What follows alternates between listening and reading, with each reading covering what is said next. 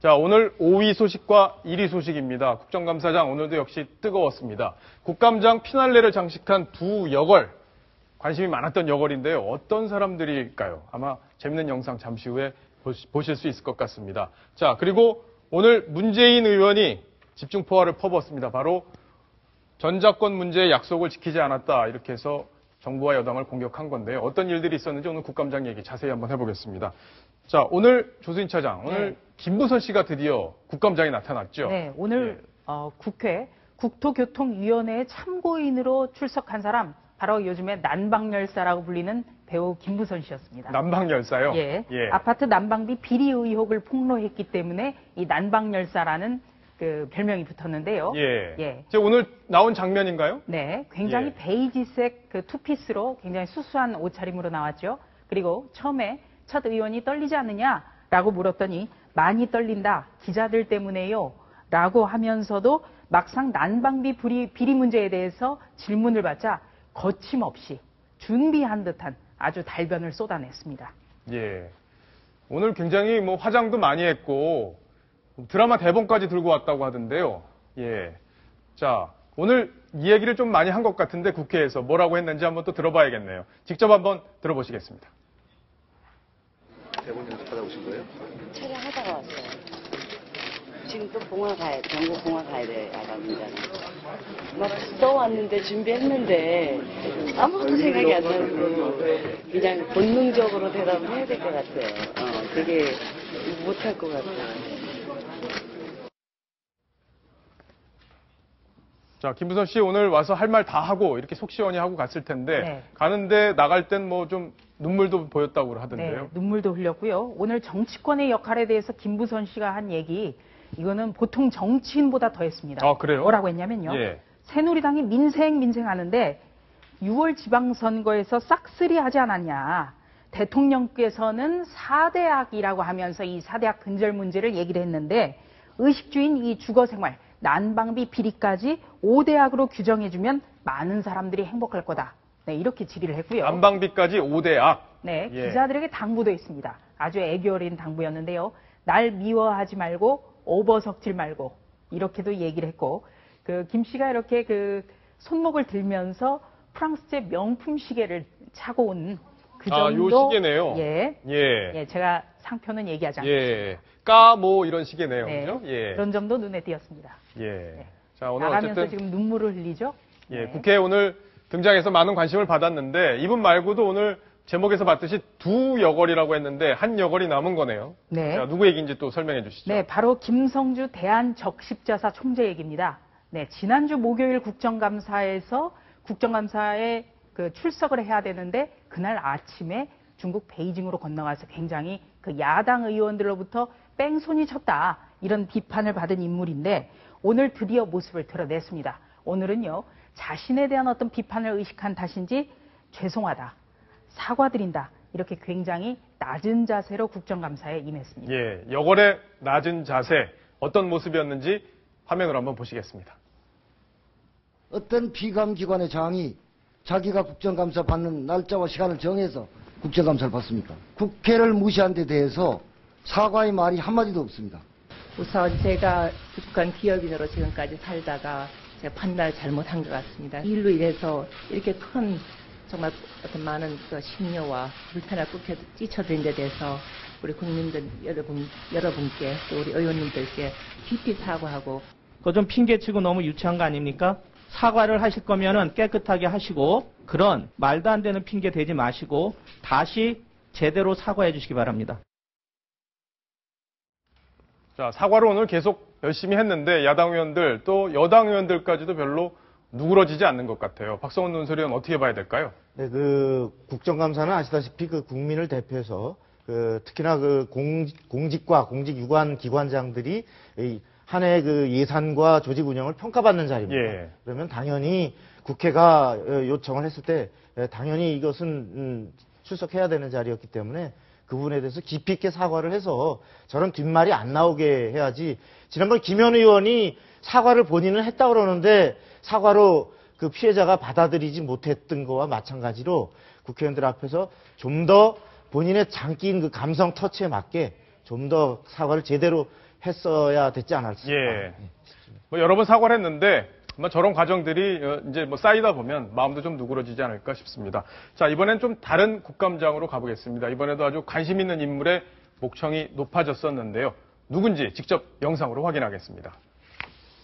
6.25 전후 지금 60년이 지나도록 우리 군이 전시작전권을 스스로 이렇게 행사할 수 없다는 게 부끄럽지 않습니까? 부끄럽게 생각하지는 않습니다. 박근혜 대통령도 지난 대선 때 2015년 전작권 전환을 차질 없이 하겠다 이렇게 공약을 하셨고요. 지금까지 전작권 환수를 할 수 없다는 게 말이 됩니까? 그래도 부끄럽지 않아요? 북한의 핵과 미사일이라고 하는 것이 해결되지 않고 우리가 검증된 가운데 전작권 전환을 준비하기 위해서는 시간이 필요했다고 본 것입니다. 예, 전작권 연기 문제 뉴스가 나온 지 벌써 한 3, 4일이 지났는데 문재인 의원 그동안 조용하더니 오늘 국감장에서 드디어 폭발을 했네요. 조수인 차장. 네. 그동안 어떤 일이 있었는데 조용했던 건가요? 예, 지난주 금요일이었죠. 전시작전권 전환 문제가 돼서 굉장히 그 논란이 됐었는데요. 바로 전작권 전환 문제는 노무현 정부 때 추진이 됐었고 2007년, 그러니까 노무현 정부 가장 임기 마지막 해에 그 2012년까지 전환을 한다. 이렇게 합의를 1차 합의를 했었습니다. 그리고 노무현 정부 때 대통령 비서실장이 바로 문재인 의원이었습니다.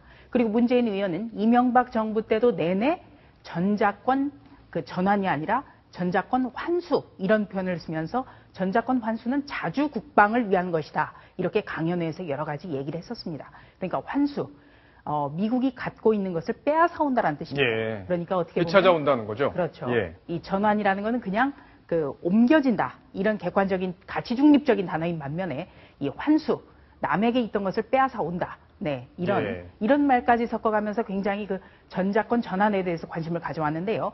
지난주에 그 재연기 한 데 대해서는 전혀 입장이 나오지 않았습니다. 그래서 이 노무현 정부 때 가장 역점 사업이었던 그리고 노무현 정부 때 그 대통령 비서실장으로서 함께 국정을 운영했던 문재인 의원이 왜 이 문제에 대해서는 발언을 하지 않았을까 좀 궁금증이 일었었는데요. 당 관계자에 따르면 문재인 의원이 그동안에 국감 준비에 몰두를 하다가 미처 이슈를 챙기지 못했다. 네, 이런 설명이 있고요.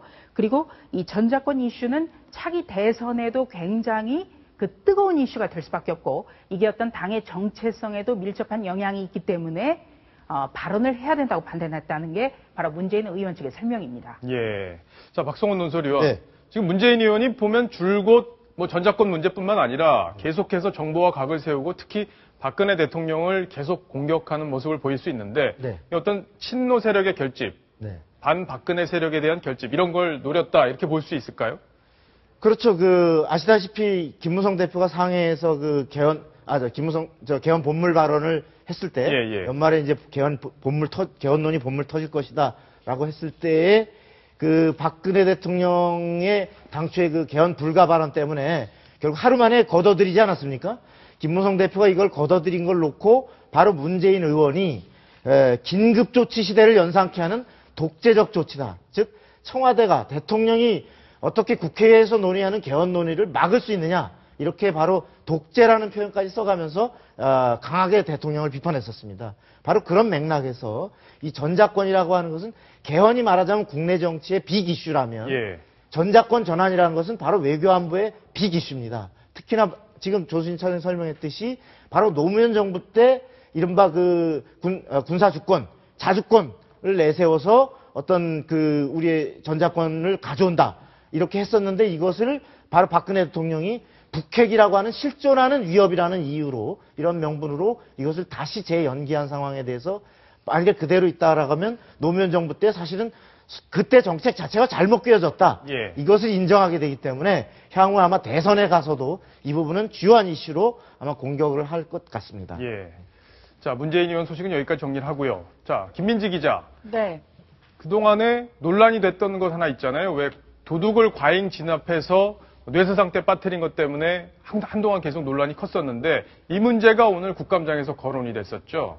네, 지난번에 이제 도둑을 제압한 그 이제 피해자가 이제 과잉 방위를 했다는 이유로 징역 1년 6개월을 선고받고 지금 2개월째 감옥에 있는 상태인데요. 예. 이게 이제 국감장에서 또다시 화제가 됐습니다. 예. 너무 과잉했던 문제가 아니냐라는 그런 얘기들이 나왔거든요. 네. 그래서 이게 정당 방위와 과잉 방위의 그 차이에 대해서 또 논란이 됐던 것으로 알려집니다. 자, 지금 박민식 의원이 저 빨랫대로 친 거 맞냐 하고 황교안 법무장관한테 문제 제기를 한 모양이네요. 영상 보니까요. 네, 당시 이제 그 피해자가 그 빨래 건조대로 이제 빨래 건조대로 범인을 이렇게 제압했던 것으로 알려지는데요.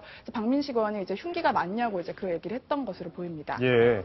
네티즌들이 이런 얘기를 했다고 금방 박민식 의원이 판례를 만들어서 보여줬는데 강도한테 흉기는 들고 오셨습니까? 물건만 훔치러 오셨나요? 그냥 도망치실 건가요?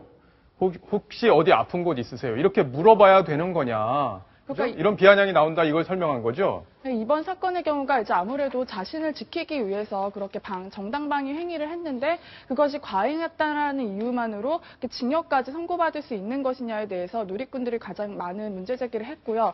그 점에 대해서 왜 그러면 이 피해자가 그렇게 이제 정말 이제 감옥 신세까지 지게 됐느냐에 대해서는 당시 이제 범인이 제압이 거의 다 당한 상황에서 근데 또 공격을 받았기 때문에 이제 그렇게 했다고 하는데 그런 상황에서도 굳이 왜 그렇게 징역까지 했어야 되느냐라는 논란이 되고 있습니다. 자, 오늘 여러 가지 논란이 벌어졌던 국감 소식 저희가 엑기스만 추려서 전해드렸습니다. 국감장 소식은 여기서 마무리를 하겠고요.